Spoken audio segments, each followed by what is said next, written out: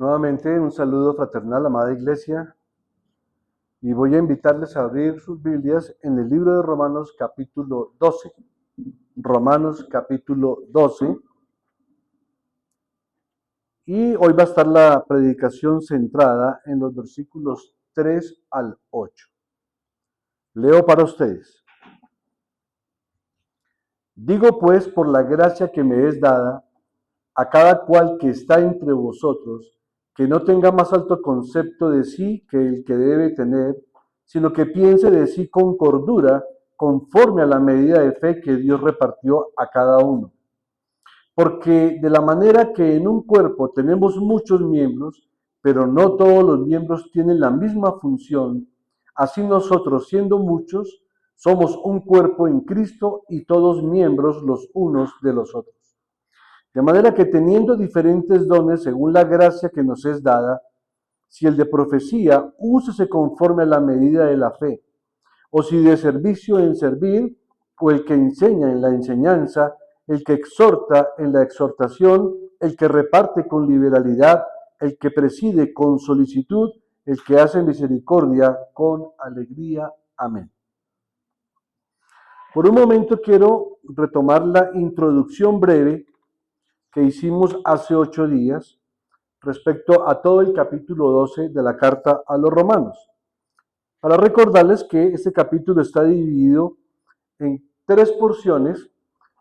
La primera es cómo debe ser nuestra actitud como creyentes justificados para con Dios, y eso lo vimos en el versículo 1 y 2.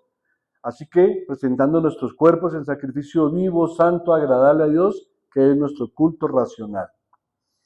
Luego, del versículo 3 hasta el versículo 13, claramente la palabra de Dios nos deja ver cuál debe ser la actitud del creyente justificado para con otros cristianos.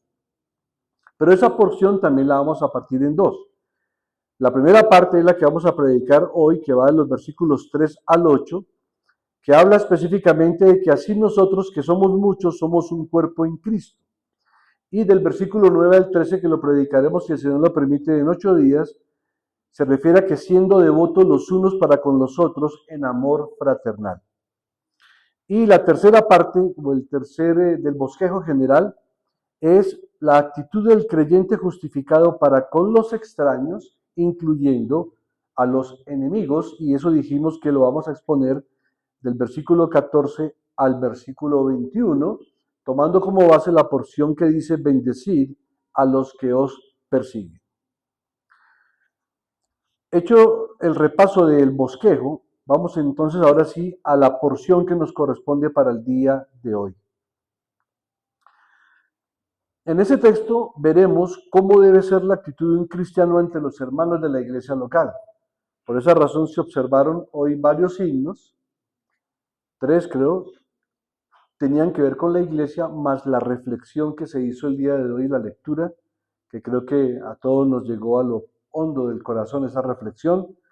Fueron 4 himnos, 3 cantados y 1 que fue leído, pero también cantamos un himno que tiene que ver con el sacrificio del Señor, que derramó su sangre como un precioso manantial, debido a que fue por su iglesia que hizo ese sacrificio. Y también porque obviamente, aunque cada domingo celebramos la muerte y resurrección de Cristo, hoy la conmemoramos de manera simbólica a través de la cena del Señor. Bien.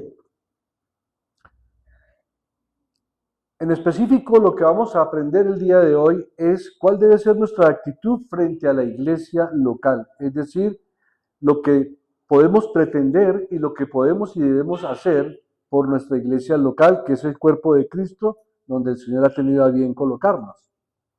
Pero también vemos que se podría implicar una advertencia para vivir con humildad. Y específicamente en esta porción bíblica que leímos del versículo 3 al 8, podemos identificar 3 aspectos fundamentales que nos ayudarán a comprender y a aplicar estos principios a nuestras vidas y con nuestros hermanos. O sea que esta porción podríamos decir primero que nos enseña a que pensemos cómo debemos pensar. Está en el versículo 3. Segunda porción, un cristiano es parte del cuerpo de Cristo. Y ahí específicamente lo mencionan el versículo 4 y 5. Y luego la tercera parte, nuestras funciones dentro del cuerpo de Cristo, que está expuesto del versículo 6 al 8. Ahora bien, después de ver como consecuencia de nuestra salvación, cómo debe ser nuestra vida y actitud hacia Dios, vimos en el sermón anterior que debe ser en sacrificio vivo, santo, agradable, justo, aceptable a Dios, por supuesto. Sin embargo, tenemos que reconocer que hoy día hay muchos que se dicen seguir una forma de cristianismo, pero sin pisar una iglesia, ignorando o más bien desobedeciendo la palabra del Señor. Vamos a Hebreos capítulo 10.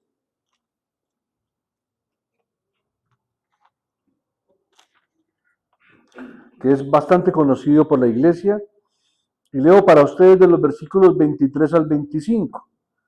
Dice, mantengamos firme, sin fluctuar, la profesión de nuestra esperanza, porque fiel es el que prometió. Y considerémonos unos a otros para estimularnos al amor y a las buenas obras, no dejando de congregarnos como algunos tienen por costumbre, sino exhortándonos, y tanto más cuando veis que aquel día se acerca. Ahí vemos un imperativo bíblico, teológico y gramatical, no dejando de congregarnos. Observamos entonces que el autor de la carta a los Hebreos expone esta orden muy clara. Esta es la palabra de Dios y por lo tanto debemos ver la importancia del congregarnos y cuál debe ser nuestra actitud hacia esta ordenanza de congregarnos en el día del Señor. Vamos ahora sí al versículo por versículo, verso 3. Digo pues, por la gracia que me es dada, a cada cual que está entre vosotros, que no tenga más alto concepto de sí mismo que el que debe tener, sino que piense de sí con cordura, conforme a la medida de fe que Dios repartió a cada uno. Por eso esa porción la titulamos Pensemos cómo debemos pensar, porque menciona la palabra pensar muy claramente. Dice que debemos pensar de nosotros mismos con cordura. Ya hemos visto que debido a ciertas condiciones presentes en la iglesia de Roma y las dificultades que ella tenía, y quizás también por la experiencia que el mismo apóstol Pablo había observado en la iglesia de Corinto, hablando acerca del cuerpo, en la iglesia de Corinto el apóstol Pablo estimulaba mucho a la iglesia a tener claro ese principio de la unidad del cuerpo de Cristo y lo compara justamente con el cuerpo humano. De hecho, allí en 1 Corintios 12, del 14 al 31, el apóstol dice en algunos pasajes, si dijere el pie, ¿por qué no soy mano? O si dijere la mano, ¿por qué no soy pie? O si dijere el pie, ¿por qué no soy ojo? Indica claramente de que en toda la iglesia local, en el cuerpo de Cristo, y por supuesto en su iglesia universal, los hermanos todos tienen diferentes dones, pero somos de un solo cuerpo. Porque ¿qué sentido tendría si todos fueran un solo miembro? Es decir, si todos fueran ojos, ¿cómo podríamos hacer para oír la palabra? O si todos fuéramos oídos, ¿cómo podríamos ver? Y si los pies fueran nariz, entonces ¿cómo podríamos caminar hacia la casa del Señor? ¿Sí?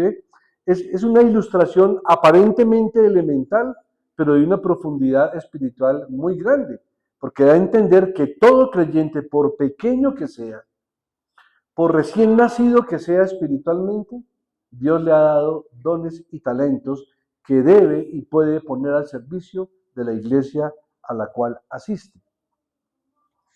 En esa carta de Corintios, de los versículos 14 al 31, también estipula otras cosas bien interesantes. Por ejemplo, en el versículo 22 dice, antes, con mayor razón, los miembros del cuerpo que parecen más débiles son necesarios. Por eso, no, hermano, el apóstol Pablo siempre advierte en sus cartas y específicamente habla en la misma carta a los romanos, en el último capítulo, de tener esa misericordia con los débiles en la fe. Luego hay hermanos débiles en la fe que son miembros del cuerpo de Cristo, pero que son necesarios para el cuerpo de Cristo. Y el versículo 23 de 1 Corintios 12 dice, y los miembros que estimamos ser menos honrosos, a estos vestimos con más honra. Y los que entre nosotros son menos decorosos, se tratan con más decoro. Siempre esa analogía tan bella, no cesa uno de decir y de pensar cómo el Señor relaciona su amor por la iglesia con el amor del esposo por la esposa. Cómo el esposo representa a Cristo y cómo la esposa representa a la iglesia. Pero también vemos cómo el ser miembro del cuerpo de Cristo está comparado con las funciones del cuerpo humano, para que haya esa claridad de que todos somos necesarios en la iglesia de Cristo, en el cuerpo de Cristo. Ahora, Pablo formula una advertencia contra lo que se conoce como la autoestima exagerada o más bien de una sobreestimación que se sale ya de lo normal. Y hace una advertencia porque por las escrituras vemos que esto tiene connotaciones bastante fuertes y máxime en la vida cristiana. Entonces, Pablo formula esta advertencia apelando a su autoridad como apóstol. ¿Cómo lo vemos? Porque él expresa lo siguiente: por la gracia que me es dada. Con esto Pablo está diciendo claramente que no es de su corazón o de su propia voluntad o de su capricho o de un humanismo, sino que la gracia que le ha sido dada es a su autoridad apostólica. Y esa gracia se la dio el Señor cuando comenzamos a ver la carta de Romanos. Él lo expresa. Vamos por un momento al capítulo 1.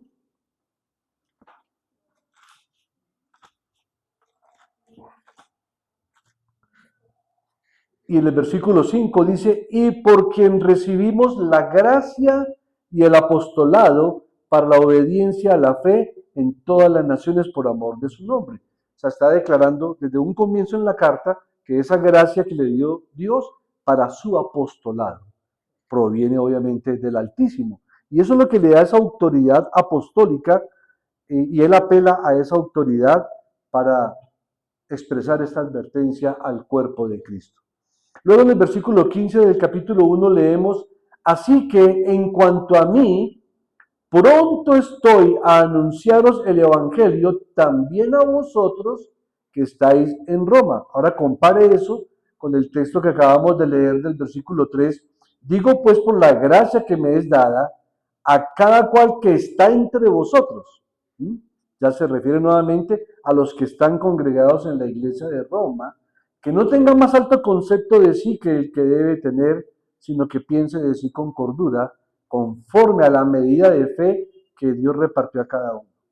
Ahora, vale la pena aclarar que cuando habla aquí de la medida de fe, no está hablando de la fe salvífica, de la fe que para creer, porque por gracia sois salvos por medio de la fe. No está hablando de la fe para salvación, está hablando de la fe que cada uno tiene para desarrollar los dones que Dios le ha dado, basados en las promesas y en los dones y talentos que Dios ha repartido liberalmente, como Él ha querido, a cada miembro de la iglesia.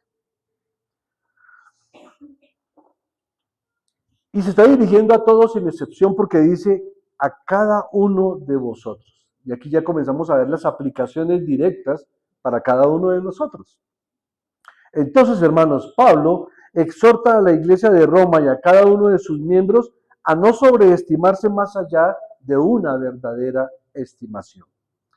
Aquí no vale el haz que yo creí que, o pensé que, o en mi opinión, sino qué es lo que dice la palabra de Dios con respecto a qué actitud debe ser la que yo tenga dentro de mi iglesia local, con los hermanos en la fe. Ahora, cuando Pablo dice, en virtud de la gracia que me ha sido dada, él confirma que su exhortación, como lo dije antes, no nace de un corazón humano, sino que ni de un corazón que tenga un raciocinio limitado, sino que procede de Dios, de ese llamamiento que Dios le ha hecho a él y por supuesto a los creyentes.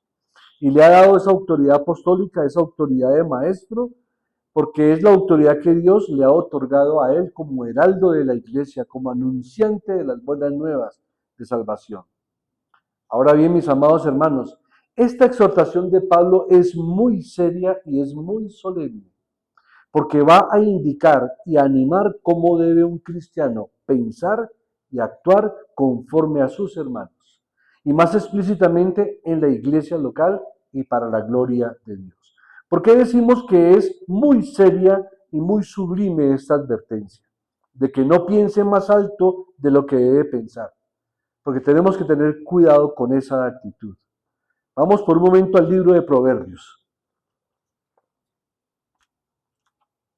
capítulo 16.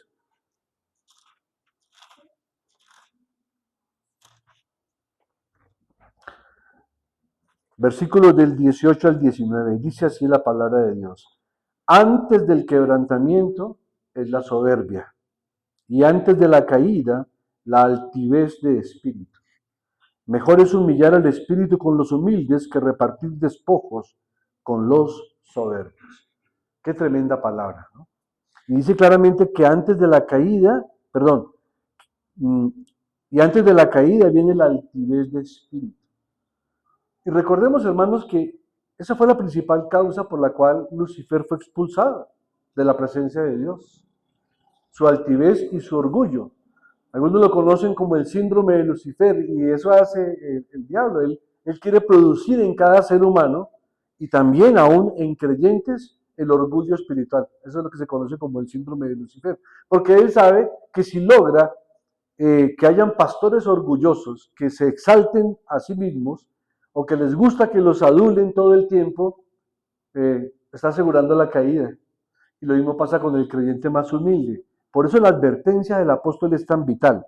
Ahora vamos a Proverbios 25.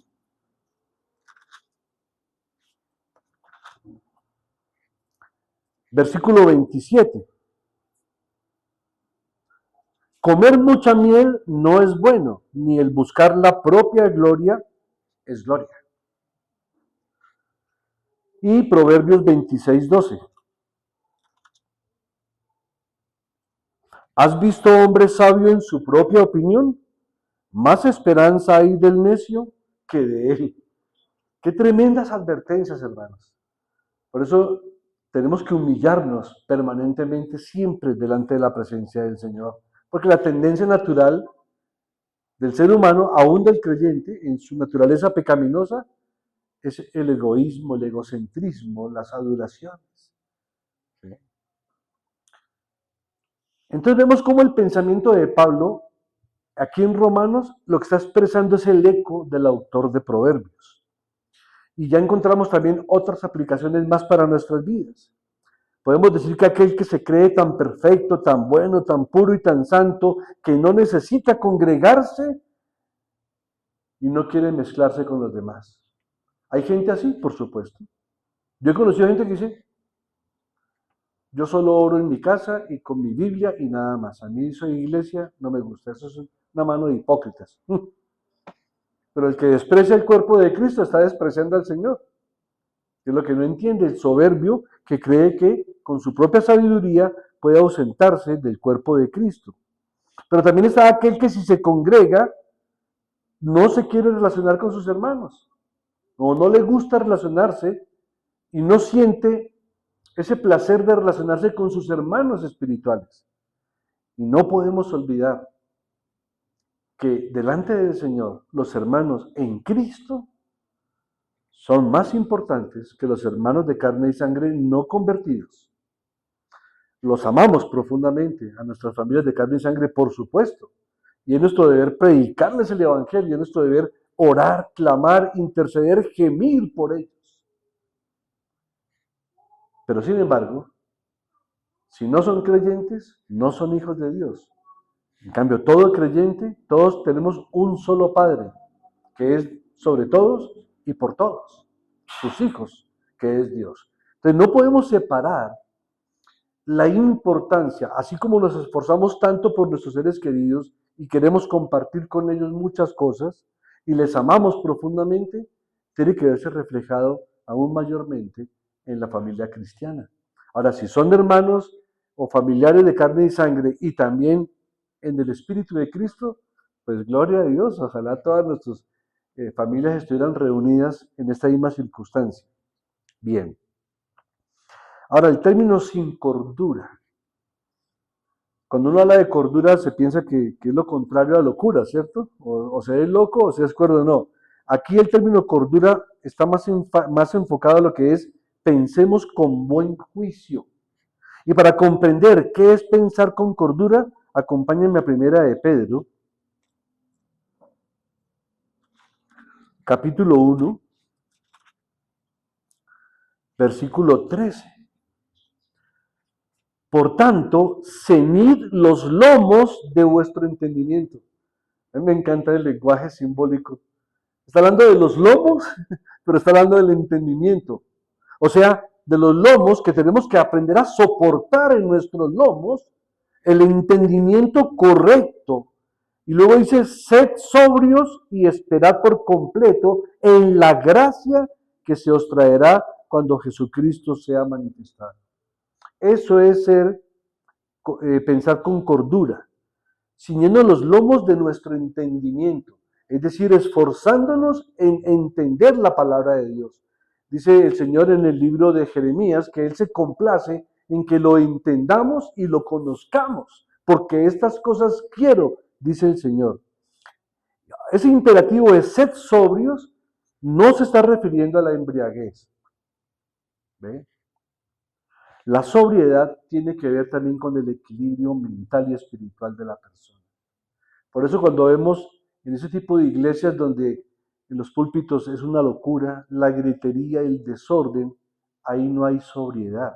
No necesariamente sobriedad tiene que ser opuesto a la ebriedad. Pero cuando una persona no controla sus emociones, cuando el espíritu del profeta no controla el espíritu, entonces no está actuando con sobriedad.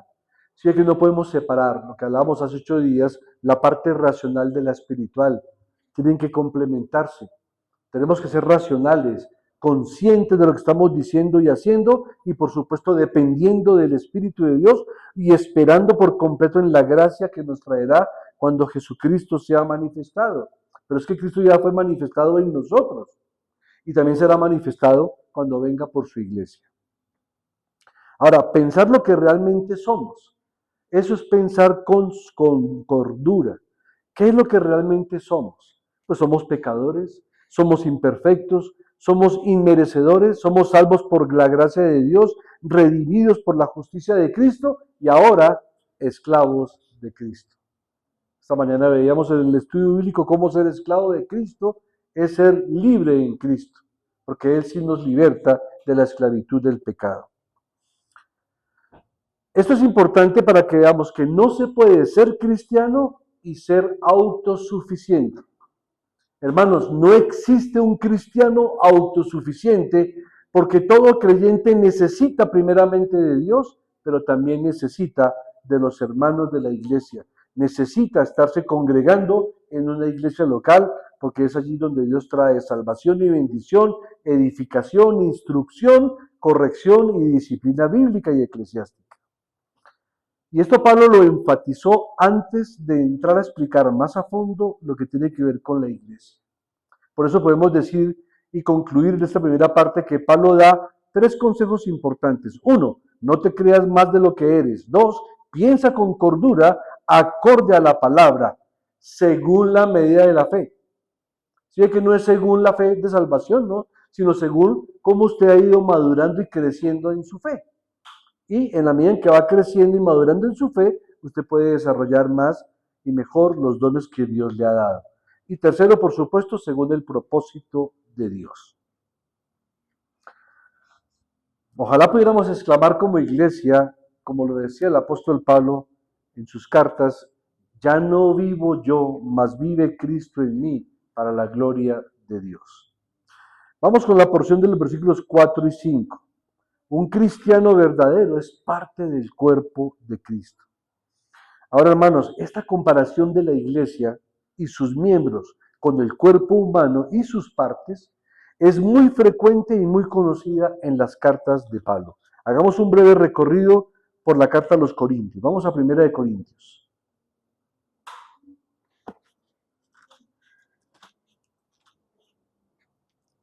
Capítulo 10, versículo 17. Siendo uno solo el pan, nosotros, con ser muchos, somos un cuerpo, pues todos participamos de aquel mismo pan. Está usando casi el mismo lenguaje que está usando en la carta a los romanos, ¿sí? Somos muchos, pero somos un cuerpo. Y tomamos todos o participamos de un mismo o de un solo pan, que es Cristo, el pan de vida. Primero de Corintios 12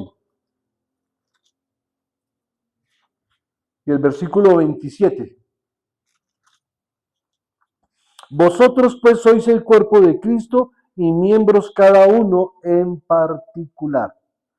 O sea, cada uno de nosotros es parte de ese mismo cuerpo de manera particular. Pero también en Colosenses 1:24, aquel apóstol llama o llamará a la iglesia el cuerpo de Cristo. Y en Colosenses 2:19, el apóstol procede a describir a Cristo como la cabeza a partir de la cual todo el cuerpo sostenido y unido por las coyunturas y los ligamentos crece con el crecimiento que da Dios. Y esto es importante ahí cuando uno comprende el lenguaje que Pablo usa refiriéndose a Apolos también, ¿no? Dice, uno siembra, el otro riega, pero el que da el crecimiento es Dios. Ahora, ¿estamos hablando de un crecimiento numérico? No, aunque también es importante que el Señor añada a la iglesia, pero él aquí se refiere al crecimiento particular de cada miembro de la iglesia. Y en Colosenses 3:15 incluye una hermosísima admonición. Una admonición es una acción de amonestar o una reconvención. Y dice así, y que la paz de Cristo, para la cual fuisteis llamados en un solo cuerpo, gobierne vuestros corazones. Y en la epístola de los Efesios, que la leímos hoy en la iglesia del capítulo 5, pero también hace 8 días tiene mucho que ver el capítulo 4, tiene como tema la unidad de todos los creyentes en Cristo. Y se menciona una y otra vez la iglesia como un cuerpo en Cristo, como un cuerpo del cual todos los creyentes son miembros. Y esa descripción es muy clara. Ahora miremos nuevamente la descripción de Romanos 12, 4 y 5, donde Pablo enfatiza varias cosas. Leamos el 4 y 5. Porque de la manera que en un cuerpo tenemos muchos miembros, pero no todos los miembros tienen la misma función, así nosotros, siendo muchos, somos un cuerpo en Cristo y todos miembros los unos de los otros. Aquí Pablo está enfatizando primero la unidad orgánica del cuerpo, con la frase muchos miembros en un solo cuerpo. Pero también la predeterminada diversidad de los miembros y de sus funciones. Pero no todos los miembros tienen la misma función. Y tercero, los beneficios y las necesidades mutuas de estos diversos miembros que están unidos en Cristo. Así nosotros, siendo muchos, somos un cuerpo en Cristo e individualmente miembros los unos de los otros. De aquí también podemos extraer otras aplicaciones. Hermanos, todos somos parte del mismo cuerpo y Cristo es la cabeza de ese cuerpo. Y si realmente somos cristianos, entonces buscaremos y perteneceremos a una iglesia local donde podamos poner en práctica esos dones y talentos que Dios nos ha dado, donde podamos caminar como el cuerpo de Cristo, que es sustentado y sostenido por Él, que es la cabeza. Por eso, alguien que se diga ser cristiano y no se congrega, la verdad no ha entendido nada acerca del cuerpo de Cristo. Si Dios te salvó y todavía estás en esta tierra, créeme que es porque Dios quiere que te congregues. Porque Dios no te salvó para que no pertenezcas a una iglesia. Si Él te salvó, dice que te añadió a la iglesia, es para que te congregues y practiques la disciplina bíblica, la membresía y, en fin, que vivas como iglesia en una iglesia. Porque cada uno de nosotros somos piedras vivas de la iglesia. Cuando estamos todos reunidos, somos la iglesia. Entonces, Dios quiere, porque uno de sus propósitos no era solamente salvarte, sino edificarte, purificarte, santificarte. ¿Y cómo ocurre eso? A través de congregarte de manera regular en una iglesia y mucho más, siendo un miembro. No sé si oficial sea la palabra correcta, pero siendo un miembro activo. Ya les voy a explicar por qué digo eso. Porque en la iglesia es donde vamos a seguir creciendo con nuestros hermanos, con la comunión con Dios, con la lectura de la palabra, con los cantos, con los himnos, con los salmos, con la oración. Hermanos, es imposible crecer en santidad sin la comunión con los demás hermanos.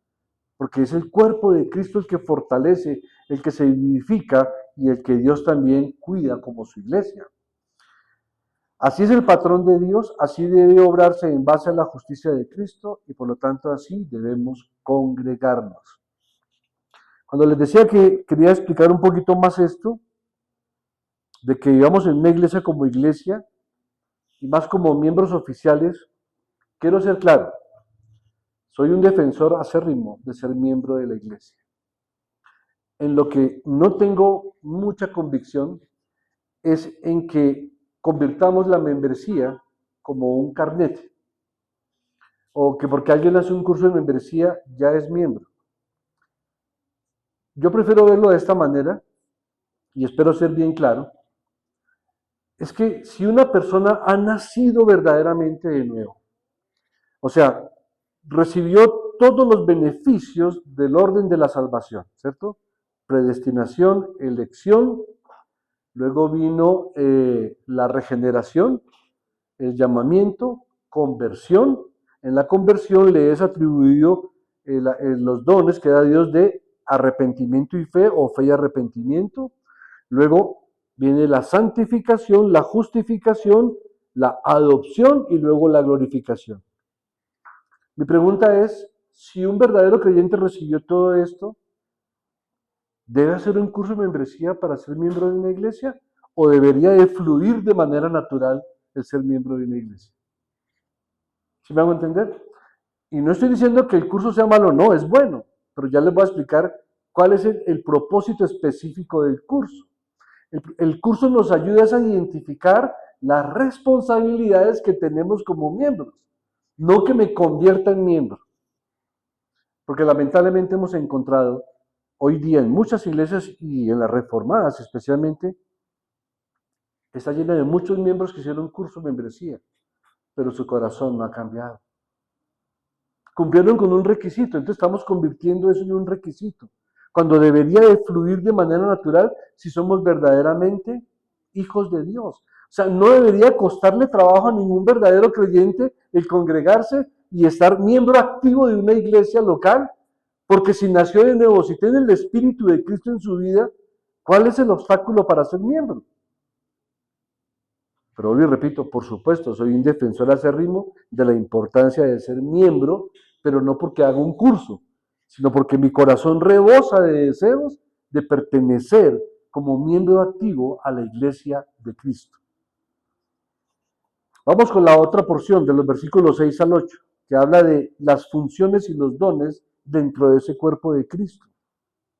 Hermanos, Dios ha entregado dentro de la congregación de este cuerpo y según su voluntad, dones y funciones, las cuales deben hacer y o practicar para la gloria de Dios. Cada miembro tiene una función y aquí vemos la importancia de no solo asistir a una iglesia, sino ser miembro de ella. El apóstol Pablo aquí está describiendo 7 dones distribuidos entre individuos o dentro de grupos de individuos. ¿Cuáles son esos 7 dones que él aquí manifiesta? El de profecía, el de servicio, el de la enseñanza, el de la exhortación, el de dar con liberalidad, el de ejercer liderazgo y el de demostrar misericordia. Ahora, aquí no está diciendo que estos sean los dones más exhaustivos, porque vamos a ver por otras citas que en otras circunstancias menciona a otros que no están aquí. Podemos hallar listas similares de esos dones en 1 Corintios 12, del 8 al 10, donde allí se mencionan 9 funciones. Pero en 1 Corintios 12, del 28 al 29, se mencionan 8. Y en Efesios 4, 11 se mencionan 4. Entonces es evidente que Pablo cree que no solo los ministros, ancianos y diáconos tienen dones, sino que cada creyente tiene uno o más dones o talentos divinamente otorgados y mostrando cómo se deben usar. Vamos un momentico a revisar algunos de esos dones de 1 Corintios 12, para que observemos por la palabra de Dios que hay otros que no estaban mencionados en los 7 que están mencionando a Pablo aquí en Romanos. De los versículos 8 al 10 dice así: porque a este es dada por el Espíritu palabra de sabiduría, a otro palabra de ciencia según el mismo Espíritu, a otro fe por el mismo Espíritu, y a otros dones de sanidades por el mismo Espíritu, a otro el hacer milagros, a otro profecía, a otro discernimiento de espíritus, a otros diversos géneros de lenguas y a otro interpretación de lenguas.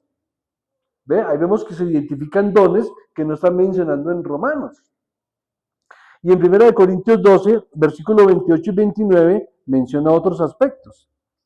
Y aún nos puso Dios en la iglesia, primeramente apóstoles, luego profetas y tercero maestros, luego los que hacen milagros, después los que sanan y los que ayudan, los que administran y los que tienen don de lenguas. ¿Sí esa diversidad de dones? Y esos no son todos para una sola persona. El Señor los distribuye en toda la iglesia. Y en Efesios 4:11, miremos.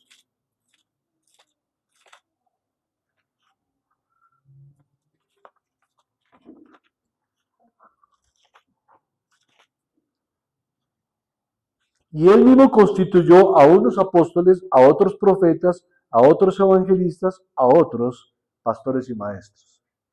¿Por qué decimos 4? Porque entendemos que también por la gramática que está ahí, pastores y maestros es un solo oficio, un solo don. Bien. Entonces, al ver esto, es evidente que Pablo cree que no solo los ministros o ancianos o pastores o los diáconos son los únicos que tienen dones, sino que esto es para toda la iglesia. Cada creyente puede tener uno o más dones o talentos divinamente otorgados por el Señor y también mostrando cómo se deben usar. Y ya para eso entonces vamos en la parte final a explicar cada uno de estos 7 que están mencionados en Romanos. Primero, el de profecía. Por supuesto, aquí estamos hablando claramente de la predicación de la palabra de Dios. No está hablando de hablar proféticamente para escribir nuevas revelaciones, así sean bíblicas, porque ya cesaron estas revelaciones bíblicas de escribir la palabra de Dios. O sea, el canon bíblico ya está completo, ya quedó terminado. Como decía un predicador que me gusta mucho, ya Dios ha dado su última palabra. Ya ha expresado todo lo que él quería expresar para nosotros. Por supuesto, el don de predicar, el mensaje que es recibido de Dios como inspiración, porque la palabra de Dios es inspirada, toda ella, y la predicación se exige que en la predicación se explique claramente la palabra de Dios.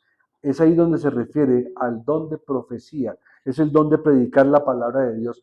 El apóstol Pedro lo explicaba claramente. Miren esto de Pedro. Recuerdan que él participó de la transfiguración, ¿cierto? De Cristo. Él estaba con Andrés y con Juan. Estaban los 3. Y ven a Moisés, a Elías, hablando con Cristo. ¿Y qué dijo Pedro? Qué bueno que estemos aquí, Señor. Vamos a hacer 3 enramadas o 3 templos o 3 capillas, una para Moisés, una para Elías y una para ti. Y escucharon una voz del cielo que dijo, este es mi hijo amado, en quien tengo complacencia, a él oíd. Uno diría, ¿por qué Pedro no mencionó eso en todas sus cartas de manera abundante? ¿Qué dijo Pedro? Pero tenemos la palabra profética más segura, la Biblia. La palabra profética. ¿Qué hubiera pasado con usted o conmigo si hubiéramos tenido una revelación de esa magnitud? Se la contaríamos a todo el mundo en todas las iglesias y eso sería como el testimonio personal, ¿sí? Pero resulta que eso no convierte. Lo que convierte es la predicación de la palabra. Por eso usted encuentra muchas iglesias que lo que hacen es contar testimonios y testimonios y testimonios, pero no predican el evangelio y por eso no se convierten. Se quedan ahí, en las experiencias personales. Primera de Tesalonicenses 5:20 dice, no menospreciéis las profecías, es decir, no menospreciéis la palabra, no menospreciéis la palabra de Dios. Cuando dice que la comprendamos y la valoremos en proporción a la medida de la fe. ¿Sí? Por eso hay unos siervos de Dios que tienen más luz que otros, pero aún el que tiene poca luz, si es legítima, esa luz que tiene sobre la palabra de Dios, le es suficiente para su salvación. Y le es suficiente para poder llevar ese mensaje a otras personas. Esto quiere decir, a lo que es revelado por Dios en su palabra, a lo que está probado por las Escrituras. Hermanos, mire, Dios jamás se va a contradecir.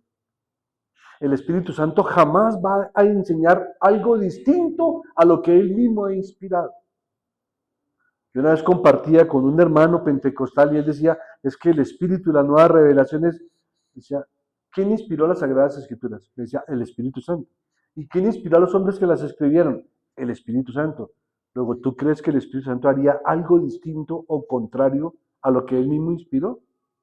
Oh, no lo había visto de esa manera. Cuidado, porque el Señor nunca se contradice. Él no va a enseñarle a alguien algo que no está en la palabra de Dios o que contradiga la palabra de Dios mismo. Es totalmente imposible. Segundo, servicio. ¿Cierto? Estamos en, o si de servir, en servir. Ya sabemos que el servicio tiene que ver con el diaconado, pero el diaconado tiene también que ver con dos expresiones. Hay un diaconado que es de oficio. Ese diaconado de oficio le es otorgado a miembros oficiales de la iglesia para servir dentro de la congregación y está específicamente dado a los varones. Ahí lo podemos ver en el libro de Hechos capítulo 6, cuando los apóstoles dijeron, escojamos a 7 varones que tengan el Espíritu de Dios, que sean sabios, que sean prudentes para servir a las mesas. Pero hay un servicio de diaconado que es el que debe prestar todo creyente. O sea, que no hay disculpa para que un creyente no preste servicio a la iglesia de Cristo. Ya vamos a ver en cuáles asuntos podría servir. Ahora, como les dije, aunque ciertamente es un ministerio el diaconado, todo cristiano debe servir y hacerlo para la gloria de Dios. Por ejemplo, cuando vemos el relato de Marta y María, estaban sirviéndole al Señor. La una estaba sirviéndole, escuchando la palabra, y la otra estaba sirviendo, preparando los alimentos. ¿Sí? Podemos ver el caso de el ministerio de la reconciliación. ¿Acaso el ministerio de la reconciliación fue únicamente otorgado a los apóstoles? No. Todo cristiano está llamado a reconciliar. Todo cristiano está llamado a perdonar. Todo cristiano está llamado a servirle al Señor, proponiendo y llevando el apresto del Evangelio, el ministerio de la reconciliación. Porque es que el mundo es necesario ser reconciliado con Dios. ¿Y cómo se va a reconciliar el mundo si no hay quien les predique? ¿Y cómo les predicarán si no hay quien vaya? ¿Y cómo irán si no hay quien les envíe? ¿Y cómo irán de aquel si no hay quien les hable de aquel? ¿Sí ve? El hombre necesita ser reconciliado con Dios. Tú y yo fuimos reconciliados con Dios por Cristo Jesús. Y eso también necesitan nuestros vecinos, los amigos, nuestros familiares, nuestros hijos, sobrinos, tíos, primos, hermanos, abuelos, nietos y aún nuestros enemigos. También se puede servir en la iglesia local a través de reparaciones locativas. Hay hermanos que tienen talentos, electricistas, plomeros, en el servicio del aseo de la iglesia, en la ayuda a los pobres. Miren cuántas formas de servir hay en la iglesia. Ninguno puede quedarse sin entender qué es el servicio en la iglesia. El tercero, enseñar, el que enseña en la enseñanza. Por supuesto, una enseñanza que es totalmente derivada del conocimiento que se debe tener tanto del Antiguo como del Nuevo Testamento y con la obligación, por decirlo así, de preparar a otros para que esos otros también enseñen a otros. Esto es como una especie de voz a voz en un término moderno. Pero si yo explico bien la palabra de Dios y cuando a usted le preguntan y usted también se la explica bien a otra persona y esa otra persona a otra persona, se va diseminando esa palabra de Dios. Y la palabra de Dios cuando se disemina de esa manera, mucha de ella va a caer en tierra fértil, en corazones preparados por el Espíritu de Dios para que abunde la palabra y para que haya fruto al 30, al 60 y al 100 por uno. Ahora bien, la enseñanza, aunque en términos normales forma parte del ministerio de los ancianos y de los pastores, es algo que debe tener en cuenta el esposo hacia su esposa.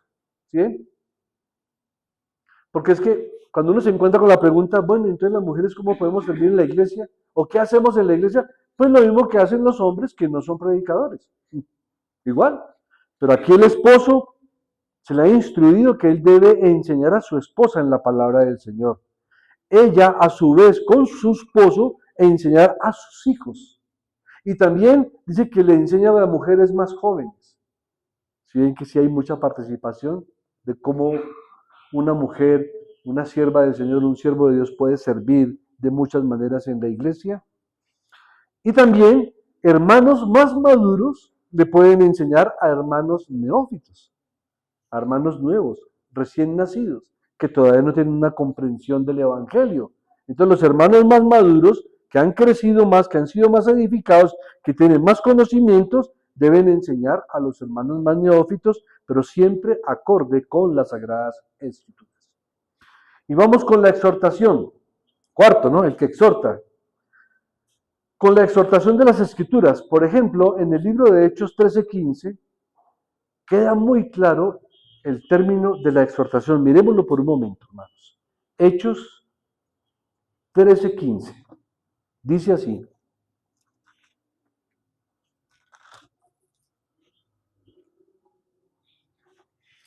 Y después de la lectura de la ley y de los profetas, los principales de la sinagoga mandaron a decirles: varones hermanos, si tenéis alguna palabra de exhortación para el pueblo, hablad. Y no lo que hacemos aquí, hacemos la lectura de lo que se va a predicar, hacemos la lectura también de lo que corresponde a la lectura continuada de la palabra de Dios. Y cuando la estamos predicando, ¿qué hacemos? Estamos exhortando a la iglesia a que se ajuste a la palabra de Dios, a que ponga en práctica lo aprendido, a que aplique la enseñanza que el Señor le ha otorgado el día de hoy y todas las veces que ora, que lee la palabra, que medita en ella. Entonces, aquí queda muy claro en Hechos 13:15 que en la sinagoga, después de las lecturas de una porción de la ley y los profetas, los gobernantes de la sinagoga invitaron a Pablo y a Bernabé a dar una palabra de exhortación. Aplicado a nuestros días, la labor del pastor no solamente es enseñar doctrina, sino también demostrar cómo se debe aplicar a la vida, de tal modo que todos sean edificados y sean animados. Por esa razón ustedes observarán, y lo decimos con temor y temblor, que cada que predicamos una porción, siempre mencionamos qué aplicaciones puede tener. Porque si no hay las aplicaciones, se queda simplemente en una enseñanza doctrinal. Vamos con el quinto, el que da con liberalidad. Esto tiene que ver con generosidad para la gloria de Dios. Ahora, el diácono como tal, como el diaconado como obra, como función, como oficio de la iglesia, tiene que ver mucho con lo que es la benevolencia eclesiástica. O sea, la función específica de los diáconos oficiales es conocer las necesidades de toda la congregación.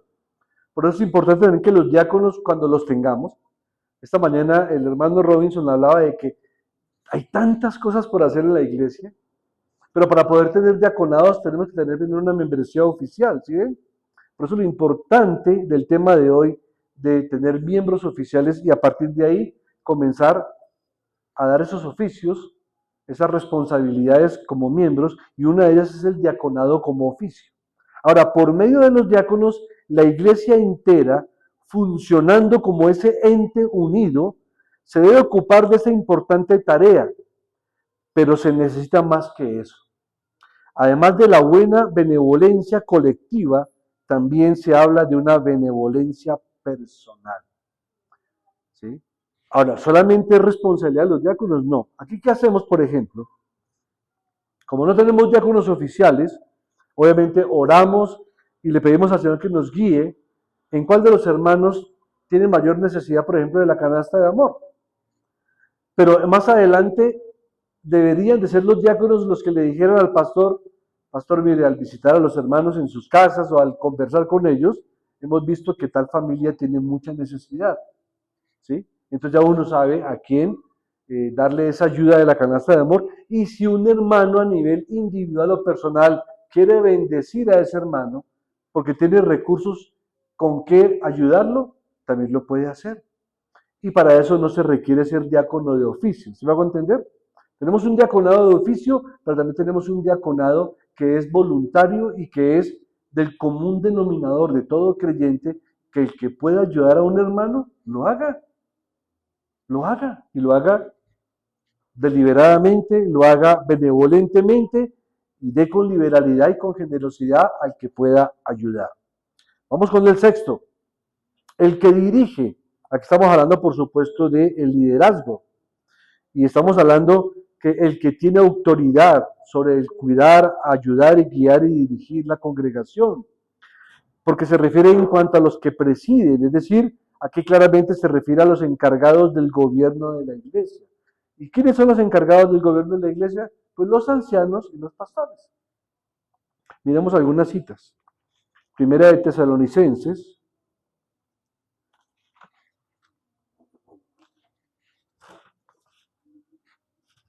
capítulo 5, versículos 12 al 14, dice así: también os rogamos, hermanos, que amonestéis a los ociosos, que alentéis a los de poco ánimo, que sostengáis a los débiles, que seáis pacientes para con todos. Y miren lo interesante, el apóstol está hablando a quienes, a los hermanos de la iglesia, de una iglesia local. Por supuesto no puede ser de una iglesia universal, porque el hermano que está en Medellín o en Santa Marta, ¿qué va a saber de las necesidades que hay en la iglesia local, en la iglesia cristiana bíblica, el fundamento? No lo saben. Entonces se refiere a una iglesia local. ¿Y qué dice? Mire, hermanos, amonestemos a los ociosos, alentemos a los de poco ánimo y sostengamos a los débiles y que seamos pacientes para con todos. ¿Eso le concierne al pastor o a los ancianos? No, a toda la iglesia. Muy bien. Miremos otra cita. Primera de Timoteo 5:17. Los ancianos que gobiernen bien sean tenidos por dignos de doble honor, mayormente los que trabajan en predicar y enseñar. ¿Sí? Entonces, dense en cuenta, hermanos, que no lo estamos diciendo nosotros, está en la palabra de Dios. Los que gobiernan bien sean tenidos por dignos de doble honor y mayormente los que trabajan en predicar y en enseñar. Amén. Bien. Y vamos con Hebreos 13:17. Ya con eso casi culminamos, nos falta solamente uno. Hebreos 13:17.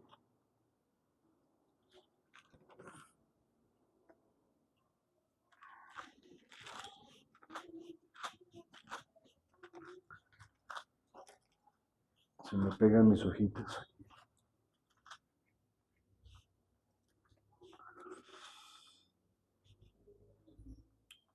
Obedeced a vuestros pastores y sujetaos a ellos, porque ellos velan por vuestras almas como quienes han de dar cuenta, para que lo hagan con alegría y no quejándose, porque esto no os es provechoso. Quiero que entiendan ustedes la responsabilidad que tenemos los pastores con las ovejas que Dios nos ha dado. Claramente dice que velamos por sus almas como quienes han de dar cuenta. Ay de mí, si no cuido de sus almas en oración, preparando los sermones, dando instrucción bíblica y en caso que sea necesario, ojalá que no fuera necesario, aplicar disciplina eclesiástica. Pero, ¿por qué? Porque somos responsables delante de Dios por sus almas. No somos responsables por sus pecados, que es distinto, pero somos responsables por sus almas. Orar por ustedes, visitarles, exhortarles y preparar un sermón que sea bíblico, que pueda desafiar sus mentes y sus corazones al servicio de nuestro Señor Jesucristo. Y por último, mis hermanos, el séptimo, demostrar misericordia y con alegría. Hermanos, esto no debe ser una carga, también tiene que ver con el que veamos del servicio, ¿cierto? Y del diaconado. Pero aquí habla claramente de la misericordia y que cuando ayudamos y tenemos misericordia con un hermano, no sea una carga para nosotros. Pero a diferencia de lo que era el servicio, aquí este punto de la misericordia, que tiene que brotar de un corazón regenerado, hace más énfasis en los hermanos que están enfermos o moribundos o acongojados, que necesitan visitas por parte de alguien que sepa cómo impartir verdadera compasión y comprensión cristiana, pero con alegría. Esto para mí fue bastante impactante porque el énfasis está en la alegría.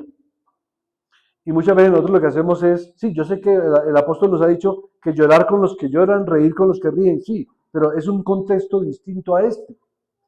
Aquí si un hermano está enfermo y yo voy con cara de tristeza, ¿qué estoy haciendo por ese hermano? Lo estoy entristeciendo mucho más. Pero si le llevo una palabra de aliento, aunque su enfermedad lo pueda llevar a morir, hay palabra de Dios aún para ellos que los puede animar a no sentir ese temor de partir de este mundo o a confiar en la voluntad del Señor de si los quiere dejar más tiempo aquí o se los quiere llevar. Pero tenemos que hacerlo con alegría. Ahora, con alegría significa con gozo, con regocijo, no con la alegría de estarnos riendo por la enfermedad del hermano, no. Pero nos referimos a que nos vean que finalmente todos tenemos que pasar por ello y que de una u otra manera el gozo de estar con Cristo. Le podemos impartir la palabra que el apóstol Pablo nos compartía, que dice que para mí el vivir es Cristo y el morir es ganancia. Si por mí fuera, quisiera partir y estar con Cristo, pero conviene que me quede por causa de ustedes. Uno puede también decir lo mismo. Entonces podemos llevar una palabra de gozo, de alegría y de misericordia a estos hermanos que están enfermos, moribundos o que están tan acongojados que necesitan visitas. No solamente del pastor, también de los hermanos maduros, que sepan cómo impartir verdadera compasión y comprensión cristiana. Eso es vital y es importante. Entonces observen, hermanos, cómo todos ustedes y yo tenemos grandes responsabilidades con esta iglesia local que Dios nos ha dado. Esta iglesia es del Señor, Él es la cabeza de esta iglesia y ustedes y yo formamos parte de este cuerpo. Y la única diferencia son las funciones que Dios nos ha dado. ¿Sí? A mí me ha dado la función de predicar y pastorear esta iglesia, pero no quiere decir de que no pueda usar los otros dones. Debo hacerlo. Tenemos hermanos que, como pudieron ver hoy, el Señor ha aportado a la iglesia, que nos han ayudado hoy con la dirección de culto. Ante la ausencia de nuestro hermanito que no pudo venir hoy y probablemente en 8 días tampoco alcanza a venir. Y hoy el Señor nos ha regalado ese don de contar con hermanos como el hermano Robinson. También sabemos que el hermano Manuel, en la iglesia a la que pertenecieron un tiempo atrás, ejercieron la dirección de culto y ejercieron diaconado en esas iglesias. Entonces, somos una iglesia joven, tenemos mucho que hacer, mucho por qué trabajar, pero contamos con el Señor, contamos con su palabra, con su espíritu y con los dones y talentos que el Señor le ha repartido a toda la congregación y las responsabilidades que como creyentes debemos tener con el cuerpo de Cristo. Amén, hermanos. Oremos. Soberano Dios, qué hermoso saber que tú moriste por tu iglesia, que tú amas a tu iglesia de tal manera que has dado tu vida por ella y has resucitado para darle vida eterna a tu iglesia, a las ovejas de tu prado. Estamos tan agradecidos, Señor, que tú seas nuestro Dios y nosotros tu pueblo, que seas nuestro Padre y nosotros tus hijos, que seas la cabeza de la iglesia y nosotros el cuerpo, que seas el pastor y nosotros las ovejas, que seas tú, bendito Señor, que has demostrado un amor tan grande por tu iglesia, que eres el más interesado de todos en purificarla, en santificarla, para presentarla ante el Padre, una iglesia sin mancha y sin arruga. Sabemos, bendito Dios, que la iglesia ideal solamente la podremos vivir cuando Cristo venga por ella y la purifique y la santifique. Pero entre tanto, Señor, permítenos ser buenos militantes de la iglesia militante para poder gozarnos con la iglesia triunfante. Gracias, bendito Señor, por habernos añadido a tu cuerpo. Gracias porque nos has hecho entender que aún el más pequeño de estos siervos es necesario para la iglesia. Y tú le puedes usar conforme a la medida de la fe que le has dado y conforme a los dones y talentos que has dispensado a la iglesia. Gracias te damos por tus apóstoles, por los apóstoles de Cristo, que siguen vigentes hasta el día de hoy y lo seguirán hasta que tú vengas a través de las Sagradas Escrituras. Gracias por los profetas que impartieron la palabra de Dios que procedía directamente de ti. Y gracias, bendito Dios, porque la revelación tuya ha sido completa desde Génesis hasta Apocalipsis y por esa razón no le podemos ni añadir ni quitar. Pero gracias ahora, Señor, por los ministerios del evangelismo, ya que todo miembro de la iglesia local debe ser un evangelista, es decir, un predicador del evangelio a toda criatura. Y gracias, bendito Dios, por los ministerios de pastores y maestros, con los que tú también edificas a tu iglesia. Oh mi Cristo, oh mi Señor Dios Todopoderoso, gracias por el don de tu Espíritu. Gracias porque sin tu palabra y sin tu Espíritu, nada de esto podría ser. Gracias porque separados de ti, nada podemos hacer. Y gracias porque asidos de ti, y tú que nunca nos quitas ni nos sueltas de tu mano, nos llevas a ese crecimiento, a esa edificación y a esa madurez espiritual hasta alcanzar la estatura de nuestro bendito Señor y Salvador Jesucristo para su honra y para su gloria. Suplicamos que esto, Señor, sea una experiencia vívida en cada uno de nosotros y también suplicamos por la conversión y el llamamiento de nuestros seres queridos. Que tengas misericordia de ellos como la tuviste con nosotros. En Cristo Jesús te damos gracias. Amén.